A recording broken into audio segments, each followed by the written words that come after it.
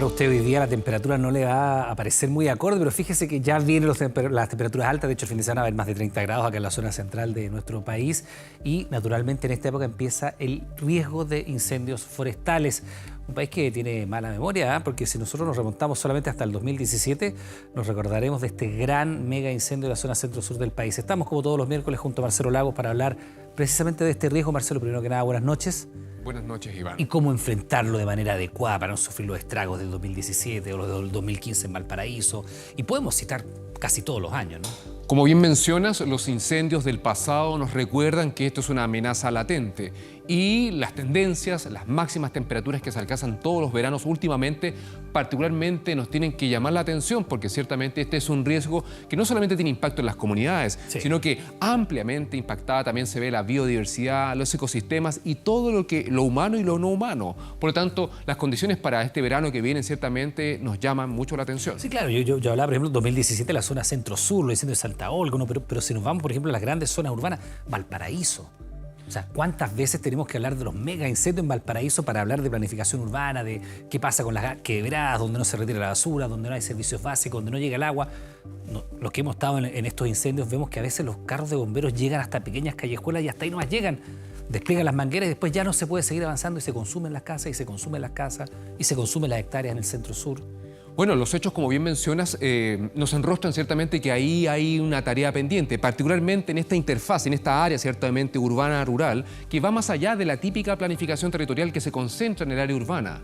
Pero también aquí juega un rol fundamental el monocultivo, la plantación forestal, que tiene las condiciones para detonar y también para propagar fácilmente este tipo de peligros. Tenemos información gráfica también para complementar, ¿no? Que tiene que ver con el tema de las lluvias. Claramente. Bueno, este año, a diferencia de otros años, y lo hemos comentado aquí, tuvimos precipitaciones que nos recordaron ciertamente esos antiguos inviernos que hace mucho tiempo no se experimentaban en Santiago. Y evidentemente las precipitaciones siempre son bienvenidas. Es una buena noticia para este verano en términos del stock disponible del recurso hídrico, particularmente la cubierta nival en nuestra cordillera. Eso implica evidentemente que las lluvias fomentan ciertamente el crecimiento de vegetación. Tanto herbáceas, las plantas que viven bajo los bosques, el sotobosque, y esto ciertamente es positivo, ciertamente pensando en el futuro. Sin embargo, y tiene una componente positiva, porque un año lluvioso previo a una época seca, como los veranos, ayuda a mantener ciertamente un stock de humedad que hace de que los incendios probablemente sean menos peligrosos, pero también genera una masa que puede ser combustible, ciertamente. Eso porque claro, alcanza a crecer este verde, pero rápidamente se seca y esto lo sabemos, es altamente combustible, sobre todo cuando muchas veces no se hacen las mantenciones adecuadas bajo las líneas de tendido eléctrico. Tiene ese bemol, ¿no? Tiene esa doble mirada. Por una parte hay humedad, pero por una parte hay masa, ciertamente, biomasa, que puede ser material para facilitar la propagación de estos incendios que evidentemente vienen para quedarse.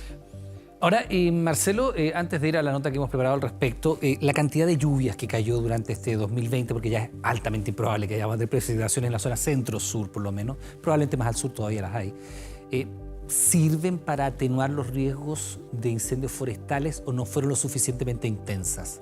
Lo más probable que en la lluvia concentrada que tuvimos particularmente en los meses de mayo, junio y principios de julio, aumenta la humedad. Y eso evidentemente podría ser un factor positivo, ciertamente, en atenuar en parte la posibilidad de que se manifiesten incendios de gran magnitud. Sin embargo, hay que considerar que las estadísticas nos confirman que año a año las temperaturas máximas de los meses entre diciembre y febrero aumentan y aumentan. Y existe una correlación muy alta entre área quemada y temperaturas máximas. A mayores temperaturas concentradas, ciertamente, tenemos mayor cantidad de incendios. Por lo tanto, esto implica prevención. Bueno, de hecho, las autoridades y también los especialistas coinciden en que esta va a ser una de las temporadas más complejas de los incendios forestales en nuestro país. Además de las altas temperaturas que estábamos recién hablando, esperan en el verano dos problemas adicionales. Gran cantidad de pastos y árboles secos y la creciente construcción de viviendas en medio de bosques, particularmente en las zonas costeras de la región de O'Higgins. Atención a este informe, seguimos con Marcelo Lagos. Estamos hablando de prácticamente un 75 y tal vez un 80% de Pumanque que se ha quemado por completo. Casi 600.000 hectáreas afectadas y 6 regiones donde estos incendios paralizaron el país. Todo en llamas y esto fue algo peor que el terremoto. A 3 metros estuvo el fuego de mi casa.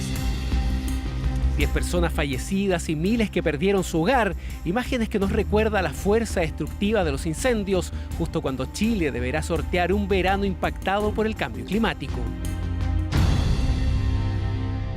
Vamos a tener 1,5 grados Celsius más de calor promedio, y eso sumado al material combustible que se ha producido por la vegetación que afloró gracias a la lluvia que tuvimos este año, es un peligro latente. Desde el aire aún se pueden ver los efectos del mega incendio del año 2017 que arrasó en la región de O'Higgins con más de 100.000 hectáreas de bosques y matorrales. El siniestro comenzó a pocos kilómetros de esta casa, propiedad de la señora Sonia en la comuna de Pumanque. Han pasado casi 4 años de esta tragedia y la angustia surge cada vez que aumentan las temperaturas, las ramas comienzan a secarse y sobre todo cuando debe hacer labores domésticas en el hogar. ¿Saben que esa cocina a leña ya no lo ocupo nunca, ni en el invierno? Es una cosa que es angustiante. Ayer nomás calentaba agua para teñir unas lanas.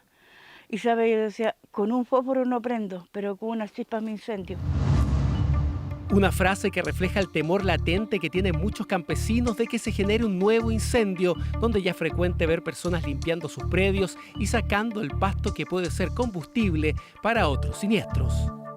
Por lo menos en lo personal, digo, lo más dramático que he vivido en mi vida. Y ese es el recuerdo que tenemos y por eso también es la preocupación que tenemos, porque sabemos qué puede pasar. Todos los lugares que se quemaron están ahí todos los desechos. Entonces hay mucho más material combustible hoy. Riesgo de esta temporada que puede verificarse, por ejemplo, en San Pedro de Alcántara. Basta entrar a un bosque para ver árboles, rastrojos, pasto seco y nuevas plantaciones de pino y eucaliptus. Pero para este verano se suma un factor aún más preocupante que no estaba presente hace 4 años. Bueno, desde la comuna de Pumanque nos desplazamos a Pichilemu, un lugar que está en el centro de la preocupación de CONAF, fundamentalmente porque se están realizando loteos en medio de plantaciones forestales. El problema es que si estamos viendo que cada vez hay más casas en lugares donde nunca hubo y con unos bosques muy altos, estas casas se pueden quemar, porque es tan rápido como corren los incendios en esta parte que se pueden quemar las viviendas. Nosotros ya tenemos catastrado en la provincia de Cardenal Caro a lo menos 26 sectores donde se están loteando.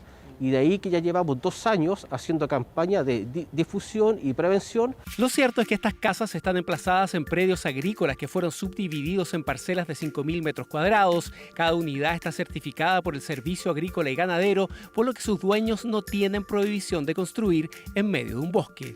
Estas unidades mínimas agrícolas mantienen sus aptitudes agrícolas, siguen siendo predios agrícolas, por lo tanto estas parcelas de 5.000 metros cuadrados siguen teniendo aptitud agrícola y siguen siendo predios agrícolas. O sea, usted puede hacer en su propiedad, ¿cierto?, todo aquello que la ley le permite. Si, por ejemplo, no limpia las canaletas y tiene hojarasca las canaletas, con una pavesa, las pavesas son esos material incandescente que va volando, ¿cierto?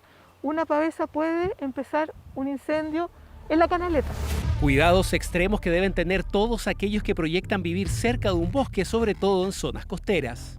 Muchas veces queman una pequeña basura y con el viento que ustedes se pueden dar cuenta, el viento en las tardes aquí en esta zona supera los 20 kilómetros por hora.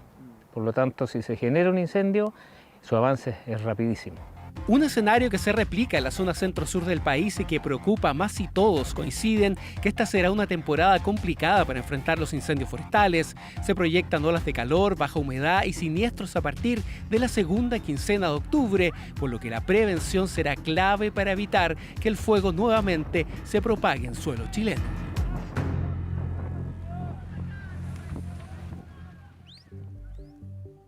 Bueno, Marcelo, ahí estábamos viendo un mix, por decir, de todas las complejidades que presenta esta temporada que se viene ya de altas temperaturas en función de los incendios forestales, ¿no? Tú decías los monocultivos que tienen mucha extensión, pero también hay otros riesgos sobre los bosques nativos nuestros.